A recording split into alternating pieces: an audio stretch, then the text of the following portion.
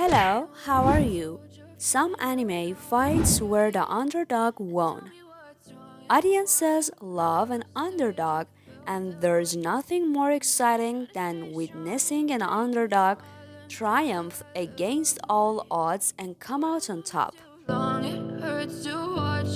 Team 7 overcame Kaguya Naruto.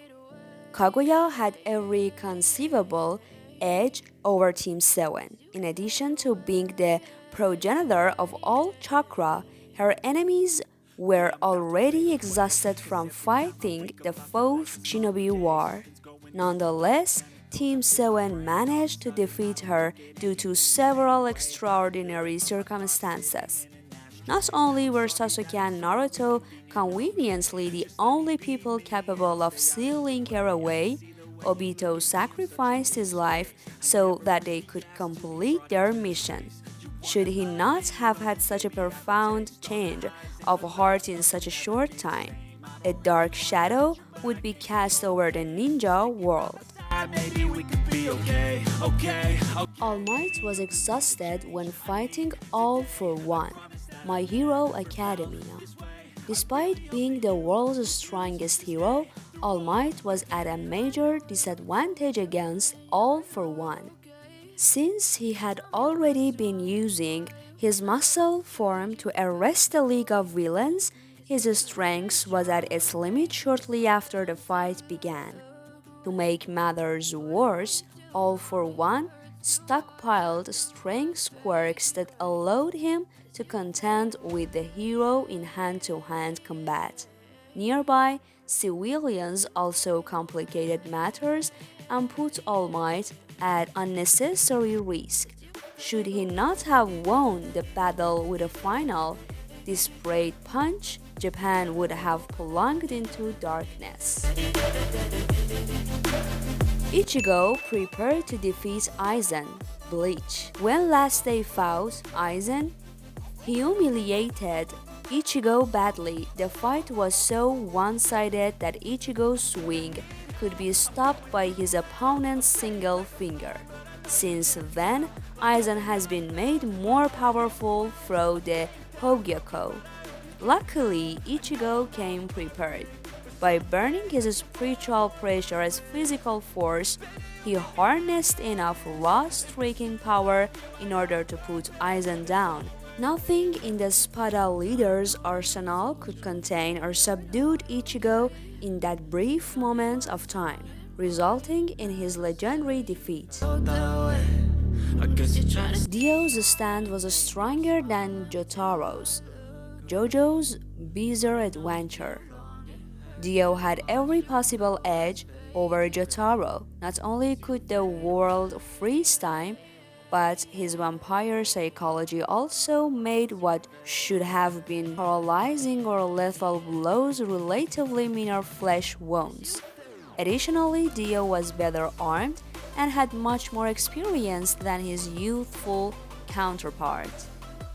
Nonetheless, Jotaro prevailed after his allies identified the secret behind Dio's ability.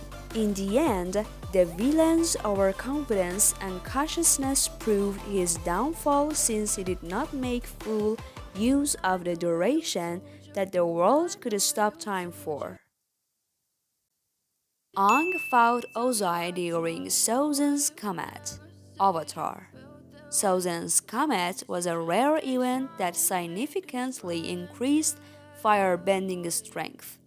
Since Ozai was already extremely formidable, this rendered him powerful enough to torch entire countries on his own. Further, Aang's refusal to kill Ozai also put him at a disadvantage since it made him regulate the force he could use. Regardless, he managed to overcome the blazing villain by harmonizing the elements against him and fully mastering the avatar state. In the end, Ozai's bending was stripped from him, and he was imprisoned alongside the Fire Nation's worst criminals. Krito fought Aincrad's creator, Heathcliff. Sword Art Online. As Ankrad's creator, Heathcliff was effectively a god in his own world. This was seen during his first duel with Krito, where he slowed time in order to avoid what should have been fatal damage.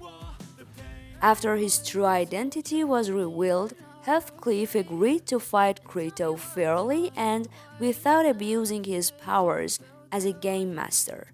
Nonetheless, his encyclopedic knowledge of the universe he built allowed him to overcome Krito's otherwise impassable offense. However, when Krito sacrificed the last of his life to take Heathcliff down, he was freed from the game before the nerve gear could kill him. Sasuke realistically shouldn't have beat Itachi, Naruto. At the time, Itachi was a superior shinobi to Sasuke in every way imaginable.